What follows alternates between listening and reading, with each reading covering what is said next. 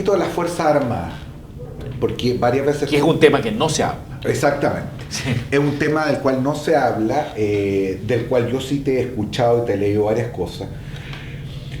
Porque, para ponerlo en términos más provocativos, si hay una élite, o si hay un sector de la élite que no ha sido cuestionado, a lo menos interpelado públicamente, como sí ha sido el político, el económico y el social, es justamente las Fuerzas Armadas. Eso es curioso. Yo sé que hubo una dictadura y estábamos en transición.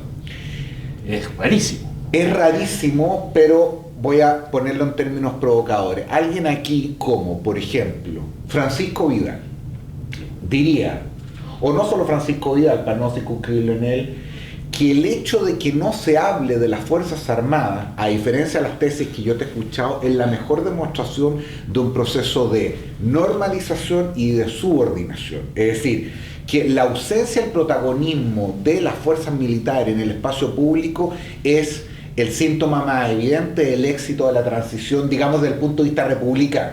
Yo te he escuchado a ti exactamente lo contrario. Bueno, pero bueno el ejemplo que tú me das, porque Francisco Vidal es claramente una persona de las Fuerzas Armadas. Él no es el único ministro de Defensa que anda dando vueltas. Hace mucho rato que me llaman la atención la cantidad de ministros de Defensa que andan dando vueltas. Entonces es muy curioso. ¿A qué se debe esto? Mi explicación es básicamente que la Constitución que nosotros tenemos, que la Constitución de 1980 establece un régimen cívico militar. Por lo tanto, hay un veto aquí. Y por lo tanto, esta es una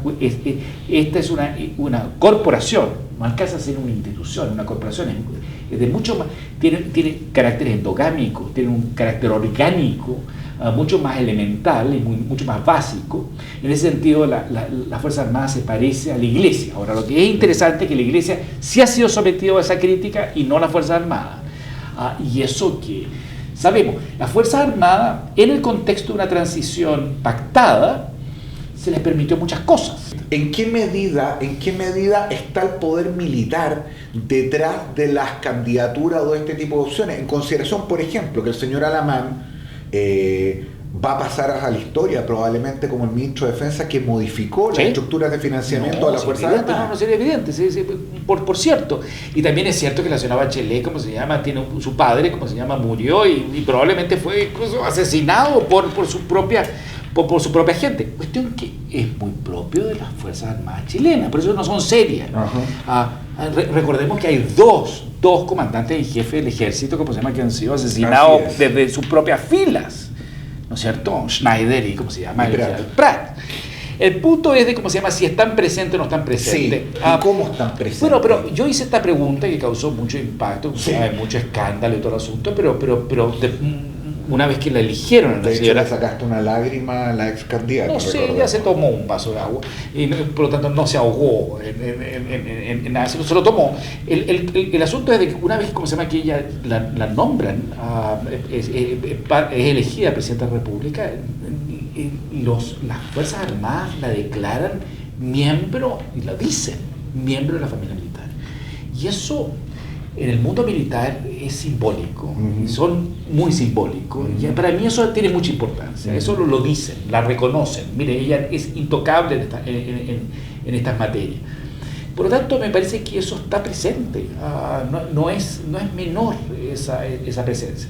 Hay constitucionalistas como Pablo Restagle, amigo nuestro, que ha sostenido que, si no obstante, como se llama, ha habido cambios en la Constitución, hubo cambios con la reforma, ¿no es cierto?, y significativos. Hay otros elementos de continuidad, concretamente el tema de la seguridad nacional. Así es. Es una Constitución que hace referencia y se invoca la seguridad nacional para hacer o no hacer en determinados casos. Y eso no es menor. No. La seguridad nacional es una doctrina militar. Sin duda. Y no hay constituciones. Tú eres el abogado aquí y tú lo sabes, además enseñas Derecho Constitucional y has escrito sobre este tema y tú sabes, ¿no es cierto?, de que no hay constituciones en el mundo que se tengan un apadrinazgo de una doctrina militar en su constitución. Y como probablemente ninguna. Si en eso estamos de acuerdo, yo Y para qué decir en este caso. Lo que pasa es que esto es una vieja historia, Jorge, también. Es que y es una historia que lo conoces muy bien porque tú tienes. Bueno, eso claro. Tú tienes un vínculo familiar con eso. Para hacer el disclosure de inmediato, efectivamente. Mi abuelo fue general de ejército, mi bisabuelo fue. Es muy clave. Algo así como comandante en jefe del ejército. Era el comandante. Mi padre incluso alcanzó a ser brigadier mayor, yo fue el único, afortunadamente, que no siguió esa línea. Y tu padre podría haber sido, como se llama, el ministro de defensa en el gobierno de Elwin.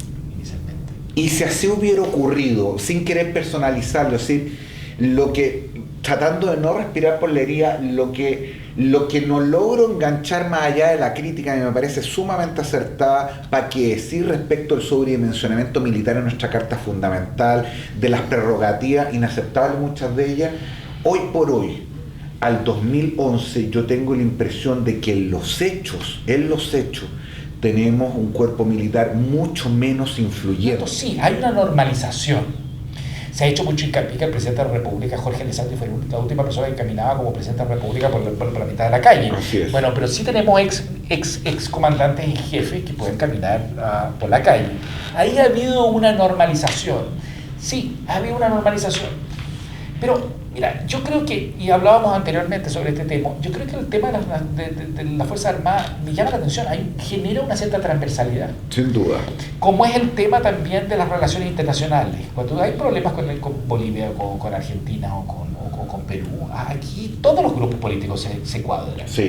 Incluso se cuadraron durante la dictadura. Sí. También se dio esa situación.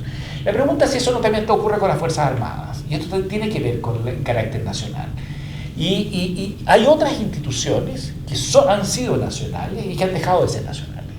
La Universidad de Chile, por ejemplo, hoy día no es una universidad nacional como lo ha sido en otros momentos históricos. No, más bien metropolitana. Terminó siendo metropolitana porque le cercenaron, le cortaron los tentáculos, ¿no es cierto?, regionales.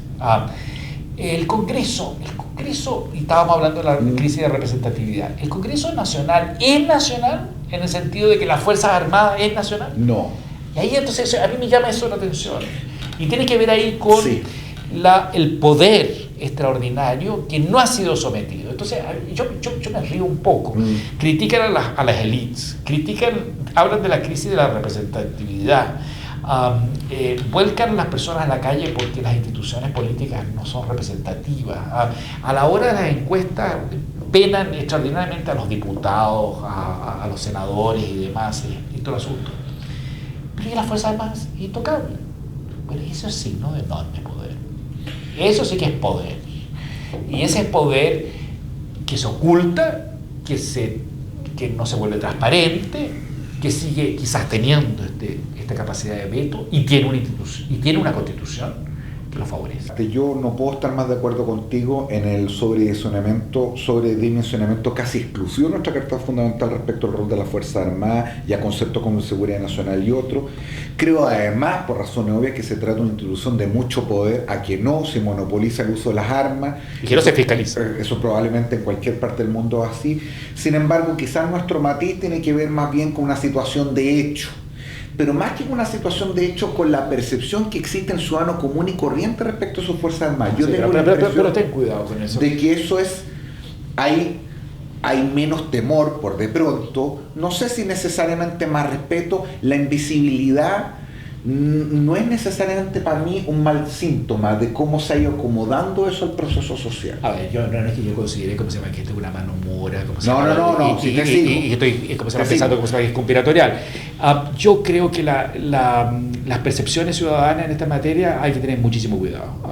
Antes del golpe militar del 11 de septiembre de 1973, se sostenía, había mucha gente que no se imaginaba jamás que iba a tener, ¿cómo se llama?, un golpe militar, y nadie se imaginó el golpe militar que tuvimos, ni las consecuencias y la prolongación que tuvimos. Recordemos a un Eduardo Frei, presidente del Senado, expresidente de la República, Montalva, en la cual sostenía algo así como, pero en 90 días se llama elecciones. Imagínate, es decir, la idea, esa percepción ciudadana de que las Fuerzas Armadas son confiables, yo creo que nosotros perdimos nuestra inocencia, y la perdimos el 11 de septiembre. No se puede tener, no se puede volver a tener. No se puede volver a tener. No, yo creo que eso es una ingenuidad. es una falta de ilustración, como diría Kant, que es perder, la ilustración es perder la inocencia, y para ponerlo en bien chileno, volver a sostener de que las Fuerzas Armadas no constituyen algo, un poder extraordinario, histórico, de enorme poder, y no fiscalizarlo, y no equilibrarlo, en buen chileno, eso es un huevón. Fíjate que tú decías, Alfredo, que no eres de aquellos historiadores o que miran la historia y creen que esta se repita, y sin embargo, como decía Mark Twain, esta no se repite, pero esa rima. Yo creo que efectivamente tiene razón, nosotros perdimos la ingenuidad, pero no es la primera vez que la perdimos y no es la primera vez entonces que creímos que la habíamos recuperado. Fíjate que yo no soy muy amigo de los números y esto es más bien esotérico, pero si uno mira la historia de Chile... Cada 40 años. Exactamente, 1811, 1851, 1891, 1931, 1971 falló por 2. Si aplicáramos corrección, el próximo quiebre vendría el año 2003.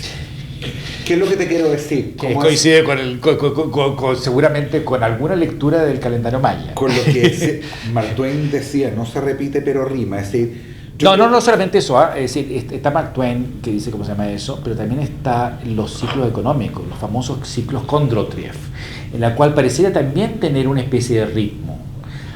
El otro día leía en el mismo contexto de esto a Luis Goytisolo, que decía de que la historia no se repite. Si la historia se repite, puede que se repita, pero las circunstancias son siempre distintas. De acuerdo. Por lo tanto, no es un calco exacto, pero sí tiene que ver que hay elementos latentes. Esos elementos latentes significa que nunca han desaparecido. Eso es lo que estoy sosteniendo. De acuerdo. La presencia militar es a través de todo el siglo XX. Este es uno de los pocos países del mundo en la cual se hacía especial hincapié de que las Fuerzas Armadas eran garantes del proceso electoral. Entonces tenemos lleno de milicos el día de que uno va a votar la urna. Esto es una cosa que nos llama la atención. De ser garantes del proceso electoral a garantes de la institucionalidad, fue un paso. Sin duda. Alfredo, quiero agradecerte mucho, ha sido una conversación muy ilustrativa y esperemos que a lo menos en lo que a este aspecto se refiere, la historia no se repita. Ya esperemos. Muchas gracias. Muchas gracias a ti.